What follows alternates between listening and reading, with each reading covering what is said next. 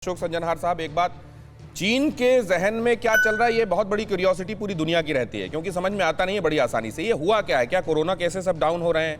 Corona को लेकर जैसे पहले विलेन बना हुआ था उससे कुछ कम हुआ है चीन, इस वजह से ये है? या अमेरिका में सत्ता परिवर्तन हुआ है, इस वजह से ये है? भारत इस बार तैयार नहीं था ब्लिंक पहले करने के लिए, इस वजह से ये है?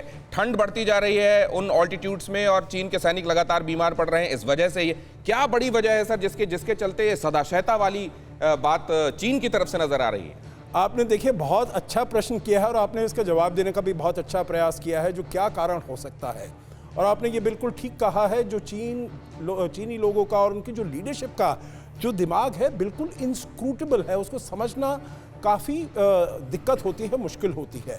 परंतु दो तीन चीज़ें मैं समझता हूँ। देखिए, उन्होंने सोचा था, उन्होंने अपना इंफॉर्मेशन वॉरफेयर चलाने का प्रयास किया भारत के ऊपर, उन्होंने साइकोलॉजिकल वॉरफेयर चलाने का प्रयास किया, क्योंकि ऐसा ही उन्होंने प्रयास किया था और देशों के विरुद्ध। चाहे आप साउथ चाइना सी में देखिएगा, चाहे वियतनाम के विरुद्ध, फिलीपींस के विरुद्ध, मलेशिया के विरुद्ध, तो वहाँ पर विदाउट फायरिंग अ शॉट, एक गोली चलाए बिना वो सब उन देशों ने अपने घुटने टेक दिए थे। तो उन्होंने सोचा था जो भारत के विरुद्ध भी आएंगे तो it will be an easy win, it will be an easy victory. Unfortunately वो नहीं हुआ। देखिए, उनको इसका तजुर्बा डोकलाम में भी मिल गया था, परंतु डोकलाम में 73 दिन के बाद वो चले गए तो उनको तिल मिला रहे थे, जो भाई हमको कोई ना कोई आकर यहाँ पर बदला लेना है, रिवेंज लेना है। उसके लिए वो आए, यहाँ पर 9 महीने तक बैठे रहे, कुछ उनको हासिल नहीं हुआ, पूरी दुनिया में उनकी थू-थू हुई। और इसीलिए उनको यहाँ से विड्रॉ करना पड़ा, क्योंकि उन्हें मालूम चल गया था जो भारत घुटने टेकने वाला नहीं है। भारत ने मिरर डिप्लॉयमेंट किया है। एक दूसरी में और बात कहूंगा, देखिए, जो भारत ने उनके विरुद्ध काम किया है, चाहे वो एप्स को हमने किया हो, चाहे उनके इन्वेस्टमेंट को, चाहे ट्रेड को, तो वो भी उनको बहुत ही कटोच रहा था, क्योंकि ट्रेड, व्यापार उनके लिए बहुत महत्वपूर्ण। और आखिरी बात, क्वाड को जो हमने इतना स्ट्रेंथन किया है, शायद उन्होंने सोचा नहीं होगा जो भारत ऐसे बड़े कदम उठाएगा। जी, भारत इस तरह के कदम उठा सकता है, ये अंदेशा नहीं था चाइना को, और ये भी एक बड़ी वजह है, कह रहे हैं अशोक सज्जनहार साहब। और चीन ने पाकिस्तान को बड़ा धोखा दिया है। सीपेक में चीन ने 1 रुपया नहीं दिया। पाकिस्तान की योजना मंत्रालय ने इस बारे में, वहां के मंत्रालय ने जानकारी दी है, चीन ने सिर्फ कागजी कार्रवाई की है। पाकिस्तान की कई परियोजनाओं को ठप करने की तैयारी भी चल रही है, और इस बारे में कहने वाले लोग आम लोग या कोई जर्नलिस्ट नहीं है, ये बात वहां की संसद भी अब मान रही है।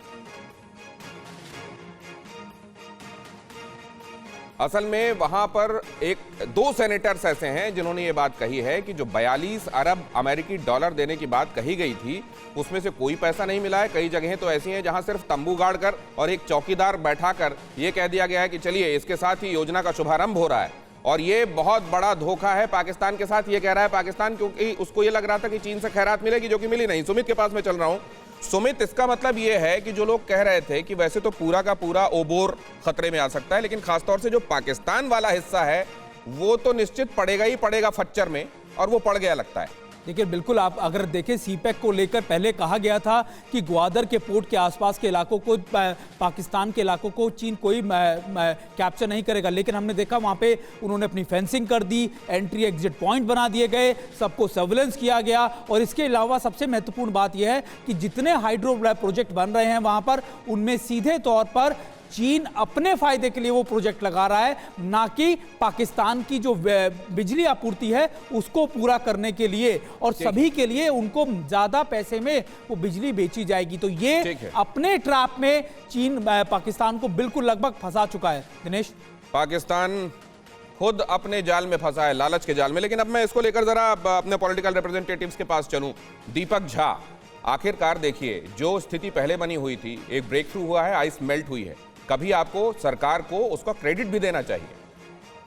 बिल्कुल देना चाहिए, क्योंकि नरेंद्र मोदी जी वो व्यक्ति हैं जो अपने मुख्यमंत्री काल में रहते हुए दुनिया की सबसे ज़्यादा यात्रा किया है, तो चीन की यात्रा किया है। 17 से 18 बार ये सबसे ज़्यादा चाइना गए हैं। तो दोस्ती क्या, आप विपक्ष को गाली देते हैं, कहते हैं नूडल्स खाते हैं, बिरयानी खाते हैं, उल जुलूल बातें करते हैं, मतलब इनके पास कोई तथ्य और तर्क नहीं होता है। तो नरेंद्र मोदी जी 17 से 18 बार क्या रिश्ता निभाने जाते थे चाइना के साथ, आज बताइए ना। और नरेंद्र मोदी जी के रहते कहते हैं कि कब्जा नहीं किया, वो अंदर आ जाता है और फिर अब पीछे जा रहा है। तो आपने कहा कि क्रेडिट दे दीजिए, हम बधाई देते हैं अपनी भारतीय सेना को, नरेंद्र मोदी जी को भी बधाई दे देंगे भाई, क्योंकि प्रधानमंत्री है तो देना ही पड़ेगा उनको। आखिर के चंद सेकंड्स बचे हैं, इसलिए अब जल्दी से मैं आपके पास रोहित चहल आ रहा हूं। ये मुझे समझाइए कि ये जो बात कही जा रही है, आप इसको सिर्फ विपक्ष विरोध करने के लिए विरोध करता है करके खारिज करेंगे, या आप इसमें जहां कोई स्वस्थ आलोचना है उसको अकोमोडेट भी करेंगे?